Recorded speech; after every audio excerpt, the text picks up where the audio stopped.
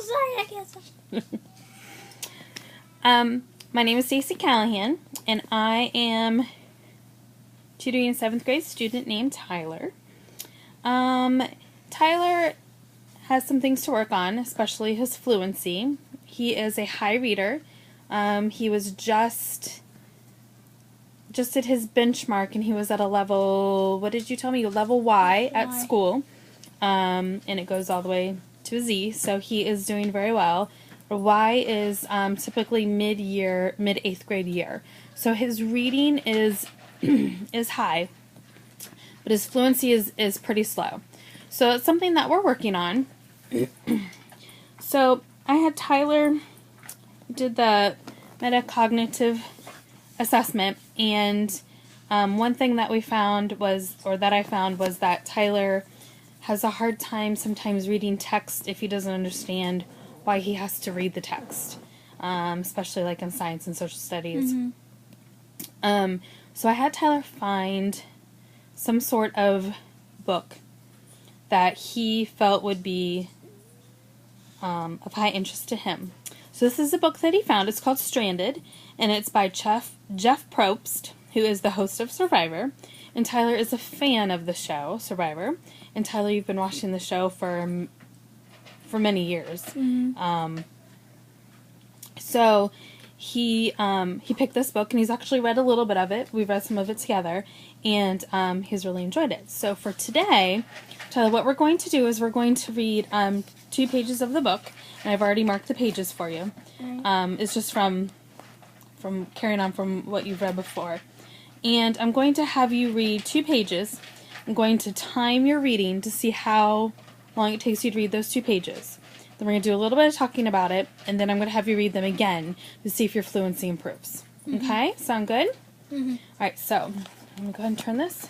Let me show you. Let me move the bookmark for you. So what you're going to do is you're going to start reading at the top of page 88. Mm-hmm. You read all the way to the bottom. Then come up here, read all of page 89. Mm-hmm. And once you get to the bottom word, I want you to stop. Okay? All right. So I'm gonna time you. So get this started, and whenever you're ready, you can just start reading, and I will start the timer. All right. All right. Are you ready? I'm ready if you're ready. His father was the first to use it because he said that Benjamin was always watching something or playing some game that went crash, bang, or buzz. Buzz didn't mind. It was better than being called Benjamin, for that matter. Jane and Carter had only ever known him as Buzz, and that was just fine with him. The first thing those TV guys always do is build a fire somewhere up high, he went on. Just like right there, Jane said. Yeah, that way if a plane or a boat comes around, when a plane or a boat comes around, Vanessa interrupted, okay, when it happens, we're going to be way too small to see. But a fire with a bunch of smoke can get their attention. Carter was nodding the whole time and even seemed kind of impressed. Boy, you do watch a lot of TV, don't you?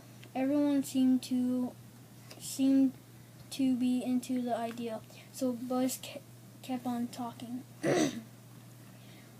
We're going to need some stuff from the boat, he said, like one of those signal fires in the cockpit and some rope. Dexter had made them all go through hours of safety drills before they left Hawaii. And the coolest part of the training was by far the emergency flares. When you pull the cap off the top of a flare, it self-ignited into a super intense mini torch. On the ocean, they were for visual signaling, but you could also use them to set almost anything on fire. I'll go, Carter said right away. I'm the fastest. Of course you are, Vanessa said. That sounded good to Buzz. And get that axe too, he said. We're going to need to chop up some big branches. Carter took off like he was in some kind of race. While Jane, Vanessa, and Buzz started collecting materials, it felt good, but also kind of weird to see everyone doing exactly what he told them to do.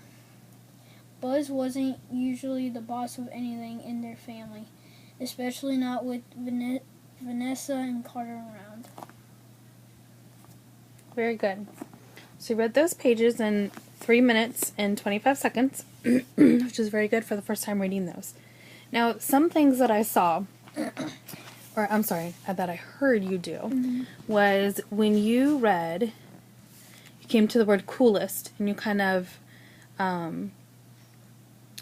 stumbled over that a little bit, but you figured that out, and I really liked how you used your your cues to figure that out. Then also there was another part where you used the word, it was the word use. Here. But you could, is it this? But you could also use them to set almost anything on fire. And what did you say instead of use at first? Do you remember? Like it was, like, could also... Do you remember what you said at first? No, it's some crazy word, but... But it didn't make sense. So you went back and you kind of reread that a little bit, and you were like, oh, use. Use them to set almost anything on fire.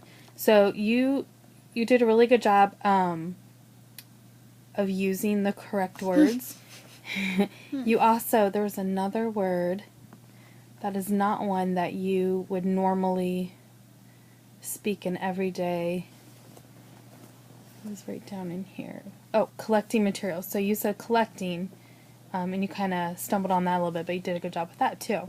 So how do you think you did? How do you feel like you did reading that out loud? Not that good. Why do you think that? Because I was kind of slow. You feel like you're slow? And, like, to me, I just feel like every time I read out loud, I do